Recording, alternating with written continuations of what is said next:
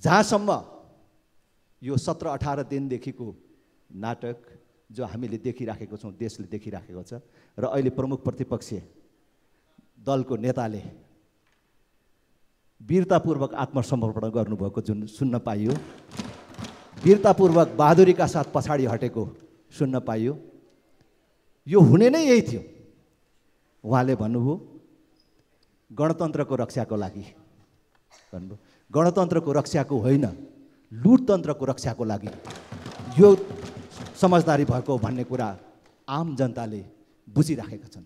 सभामुख महोदय, देशमा रोजगारी नपाएर अवसरका खोजीमा जाने युवाहरूको भावनाको शोषण गर्दै दैनिक रूपमा भिजिट भिसामा जाने मानिसहरूबाट 50 लाख असुली गरेर माथिल्लो तहसम्म जान्थ्यो भन्ने कुरा विभिन्न तथ्यहरू सार्वजनिक रूपमा आएका छन्। सफ्टवेयरहरूको बारेमा सार्वजनिक रूपमा आएका छन्। त्यो माथिल्लो तह भनेको को हो? त्यो सहसचिवदेखि माथिको को हो? मन्त्री नभएर को हो? यो सरकारका प्रमुखहरू नभएर को हो? राजनीतिक क्षेत्रको संलग्नता बिना यो तहको भ्रष्टाचार हुन सक्छ? यो कल्पना गरिने विषय हो?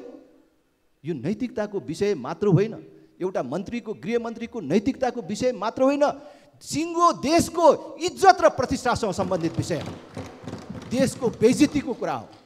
त्यसकारण यो विषय गम्भीर रूपमा छानबिनको विषय हो। र अहिले जुन प्रकारको सहमतिको कुरा गरियो, यो एमसीसी पास गर्ने बेलामा पनि यस्तै व्याख्या भएको थियो।